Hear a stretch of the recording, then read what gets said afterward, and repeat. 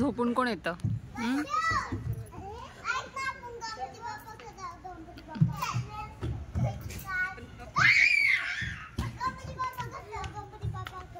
ढकलायचं नाही. हा चला रो करा असं. हा चल आता ये तिकडून ये.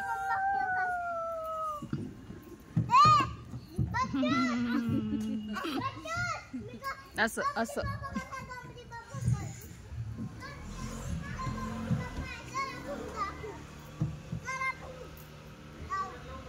हाय हॅलो नमस्कार, मी प्राची तुमच्या सगळ्यांचं खूप खूप स्वागत करते आपल्या आजच्या व्हिडिओमध्ये. तर आज आहे जन्माष्टमी आणि दिवसभर ना घराची क्लिनिंग हे ते यामध्येच पूर्ण दिवस गेला. त्यामुळे मग शूट केलंच नाही मी काही. आणि आता संध्याकाळ झाली आहे. खरं तर इतकं थकलं होतं ना की 5 सव्वा 5 वाजताच मला झोप लागून गेली आणि मग मी 6 सव्वा 6ला उठली. त्यानंतर चहा घेतला. दुपारची भांडी पण जेवणाची तशीच होती. सो जेवण म्हणजे आज तर उपवासच आहे. सो खिचडी वगैरे बनवली होती त्याचेच ते घासले. आणि मग त्याच्यानंतर 7 वाजता मी आर्यांशला गार्डनला घेऊन आली आहे. आता इथे थोडा वेळ त्याला खेळवते कारण आज असंही स्वयंपाकाची जास्त काही घाई नाही आहे. आम्ही रात्री 12 नंतरच देवाची जी काही पूजा वगैरे आहे ती करून उपवास सोडणार आहे. त्यामुळे मग स्वयंपाक करायला पण वेळ आहे. सो आत्ता आली आहे. पण आता असं झालं आहे की बाकी सगळी मुलं जी आहेत तर ती गार्डनमधून आत्ताच गेली आहे. त्यामुळे मग आर्यांशला पण आता कंटाळा यायला लागला आहे.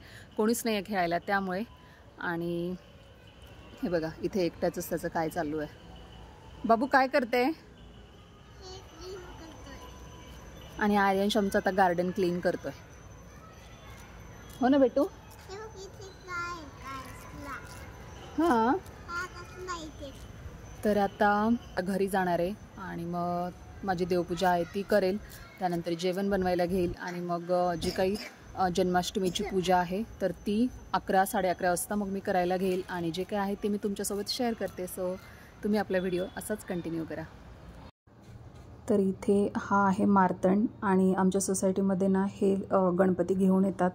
म्हणजे यांचा स्टॉल लागतो गणपतींचा आणि त्यासाठी त्यांनी एवढे सगळे गणपती आणलेत. पण त्या अगोदर 2-3 दिवस ते सोसायटीमध्ये ठेवतात.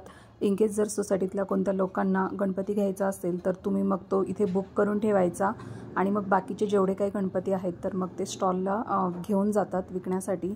आणि हे सगळे गणपती बाप्पा कालच आणले आहेत ॲक्च्युली. पण आता लहान मुलांचं असं झालं आहे की गार्डनमध्ये खेळून झालं की घरी जाताना मग एकदा गणपती बाप्पा बघायचे आणि मग घरी जायचं.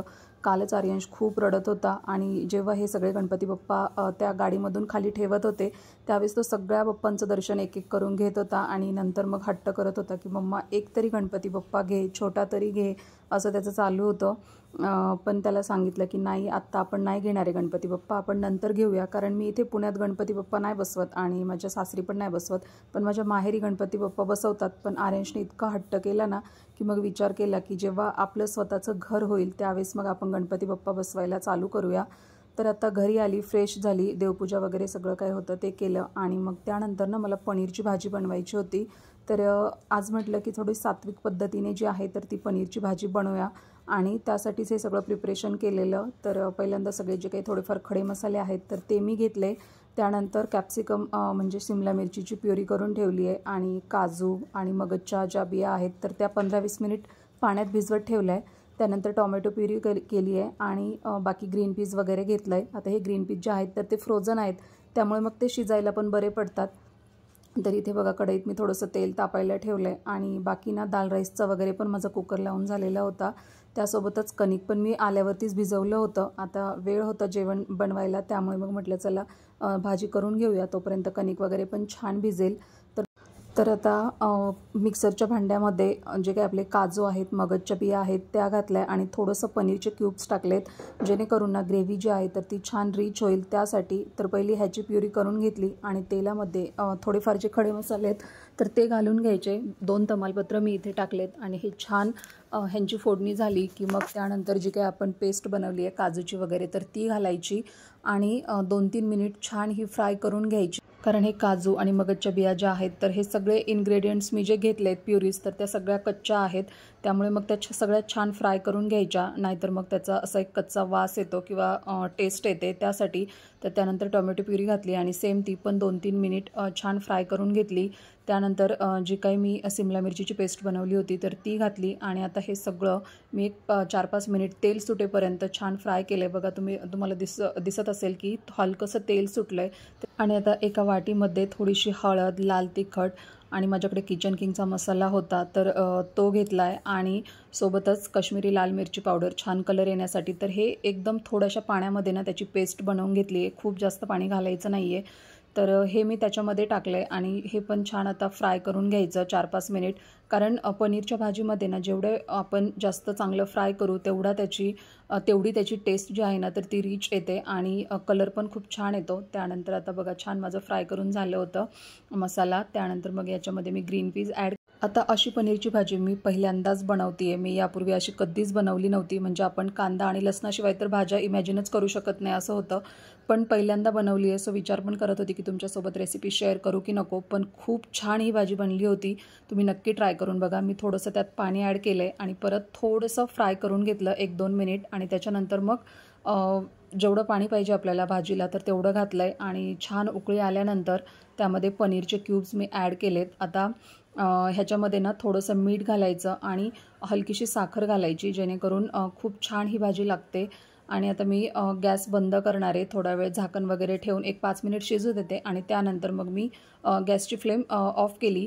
आता इकडे बाजूला ना माझी सुंठवड्याची तयारी चालू होती. कारण जन्माष्टमीचं सेलिब्रेशन आहे आणि प्रसादासाठी आपल्याला हा प्रसाद लागतो त्यासाठी. तर बघा 4-5 काजू बदाम मी पहिले फ्राय करून घेतले आणि त्यानंतर ना थोडंसं खोबरं फ्राय केलं आहे. तर हे सगळं आता एका प्लेटमध्ये काढलं आहे. सोबतच थोडीशी साखर घेतली आहे, सुंठ घेतली आहे, हलकासा ओवा टाकला आहे आणि काजू बदाम आहे ना तर ते हलकेसे मी मिक्सरला त्याची पावडर करून घेतली. आता तुमच्याकडे जेवढे काही ड्रायफ्रूट्स असतील तर ते तुम्ही घालू शकतात. तर मी जे काही हाताखाली मला भेटले तर तेवढेच केले. यामध्ये अजूनही भरपूर काय काय टाकतात. जसं आपण मेथी लाडू वगैरे बांधतो तर त्या टाईपमध्ये जेवढे काय आपल्याकडे घरामध्ये अवेलेबल आहेत ड्रायफ्रूट्स वगैरे तर ते तुम्ही घालू शकता. तर इथे माझा छान सुंठवडा बनवून रेडी होता. आता सोबतच मला ना पंचामृत बनवायचं होतं. तर हे पंचामृत ना म्हटलं प्रसादासाठी पण होईल आणि बाळकृष्णांना अभिषेक घालायचा आहे तर त्यासाठी पण होईल. तर त्यासाठी ना मी एका भांड्यामध्ये ना 1 चमचा मध, 2 चमचे तूप, 4 चमचे साखर आणि 8 चमचे दही तसंच 16 चमचे दूध असं ह्याचं प्रमाण असतं पंचामृतचं. तर हे सगळं घालून घेतलं आहे आणि ते पंचामृत बनवलं आहे. आता हे जे आहे ना तर हे रेड कलरचं वस्त्र किंवा मुकुट, बाळकृष्णांचा ड्रेस तर हे सगळं मी 1-2 महिन्यापूर्वी ना इस्कॉनला गेली होती तर तेव्हाच तिथे सगळं घेतलं होतं. म्हटलं चला जन्माष्टमी पण येते सो त्यासाठी होईल. आता इथे मी सगळी पूजा मांडून घेतली आहे. सुरुवातीला ना जे काय आहे तर आपण दीप प्रज्वलन करायचं आणि दिव्याची पूजा करून घ्यायची. कोणत्याही पूजेची सुरुवात ही दीप प्रज्वलनाने होते. तर पहिली दिव्याची पूजा केली. त्यानंतर मग गणपती बाप्पांची. तर गणपती बाप्पांना मी खाली पाण्याचाच अभिषेक घातला आहे. तर तुम्ही नाही घातला तरी पण चालतो. तर मी आता इथे गणपती बाप्पांना पहिला अभिषेक केला आहे. त्यानंतर एका स्वच्छ कपड्याने त्यांना पुसून घ्यायचं आणि त्यांची जी काही आहे ती पूजा करायची. माझ्याकडे एक छोटा चौरंग होता तर मी जी काही आपली विड्याची पानं असतात तर ती आणायची विसरली होती म्हणून मग चौरंगावरती अक्षता ठेवून त्यावर सुपारी ठेवली आहे आणि आता त्याला हळदी कुंकू वाहिलं आहे. तर आता इथे माझी गणपती बाप्पांची पण पूजा करून झाली आहे. तर आता बाळकृष्ण जे आहेत तर त्यांची मला पूजा करायची आहे. तर पहिल्यांदा मी बाळकृष्णांना अभिषेक घालून घेतो आहे. तर पहिल्यांदा ना 5 चमचे पाण्याने अभिषेक घातला आहे आणि ह्यावेळेस ना एक मंत्र पण तुम्ही बोलायचा असतो. ओम नमो भगवते वासुदेवाय नमः. जे आपल्याला जितकं सोपं पडेल त्या पद्धतीने आपण ही पूजा करायची. आता मला पण इतकं डिटेल काहीच माहीत नाही आहे. मी पण असंच इकडे तिकडे ही माहिती शोधली आहे किंवा यूट्यूबला बघितली आहे आणि तसंच सगळं फॉलो करते. एक 3 वर्षांपासून मी जन्माष्टमीची पूजा करते. उपवास तर मी पहिल्यापासून पकडत होती पण पूजा वगैरे कधी केलेली नव्हती. तर आता एक 3 वर्षांपासून आम्ही हे सगळं करतो आहे. जसा आर्यांश आमच्या जीवनामध्ये आला आहे तेव्हापासून मी सगळे सण उत्सव खूप आनंदात आणि उत्साहात साजरे करते आणि मला ते करायला पण खूप छान वाटतात. तर बघा 5 चमचे पाण्याने अभिषेक झाल्यानंतर 5 चमचे पंचामृताने आणि परत 5 चमचे पाण्याने आणि त्यानंतर ना पाण्याने स्वच्छ जी आहे ना ती बाळकृष्णांची मूर्ती आपण धुवून घ्यायची आहे आणि त्यानंतर एका कपड्याने कोरडी करायची आहे. त्यानंतर जे काही आपण त्यांना कपडे घेतले तर ते घालून घ्यायचे आणि सोबतच मुकुट वगैरे आहे तर ते पण लावायचं आहे. आता इथे ना बाळकृष्णांना हळदी कुंकू हे कधी व्हायचं नसतं तर त्यांना अष्टगंध जो आहे किंवा चंदनाचा टिक्का आहे तर तो लावायचा असतो. तर आता हे सगळं आमचं इथे चालू आहे आणि तुम्हाला माझी पूजा कशी वाटते हे पण नक्की सांगा. अगदीच काही चुकत असेल तर ते पण सांगा जेणेकरून पुढच्या वेळेस मी त्याच्यामध्ये इम्प्रूव्हमेंट करेल. आणि इथे बघा आर्यांशला तर टिक्का लावायला खूप आवडतो, म्हणजे नेहमी जेव्हा हे पूजा करत असतात तेव्हा पण त्याला टिक्का लावायला खूप जास्त आवडतो. तर आता बघा आम्ही जो झुला आहे ना तो पण 1-2-3 वर्षांपूर्वीच घेतला होता आणि त्याच्यामध्ये ना सुरुवातीला मी छान अशी फुलं टाकून घेतले आणि मग त्यावरती बाळकृष्णांची मूर्ती ठेवली आहे. तर हा मुकुट ना थोडासा मोठा झाला होता त्यामुळे तो बसत नव्हता आणि त्यानंतर सुंठवडा आम्ही प्रसाद म्हणून ठेवला आहे.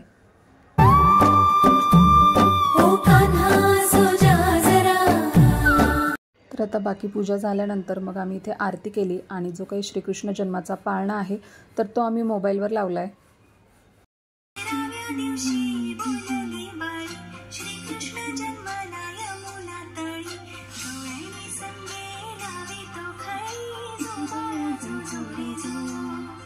त्यानंतर आम्ही गीतेचा 15वा अध्याय ऐकला आणि सगळं काही छान पूजा वगैरे झाल्यानंतर इथे मी नैवेद्याची प्लेट रेडी केली आहे. छान मटर पनीरची भाजी, चपाती, दाल राईस आणि श्रीखंड. तर असा आजचा नैवेद्य होता. आता इथे आम्ही देवाला नैवेद्य दाखवतो आणि नैवेद्य ठेवताना ना त्यावर तुळशीचं पान ठेवायचं, कारण विष्णूंना तुळस अतिशय प्रिय आहे त्यामुळे. आणि मग आता इथे देवाला नैवेद्य दाखवून आम्ही पण आमचं जन्माष्टमीचा उपवास सोडतो. तर तुम्हाला ही माझी छोटेसं सेलिब्रेशन कसं वाटलं हे मला नक्की कॉमेंट करून सांगा आणि व्हिडिओ पण कसा वाटला हेही नक्की सांगा. आवडला असेल तर लाईक करा आणि चॅनलवर नवीन असाल तर प्लीज प्लीज प्लीज माझ्या चॅनलला सबस्क्राईब करा. आपण भेटू पुढच्या अशा एका छानशा व्हिडिओसोबत. तोपर्यंत बाय.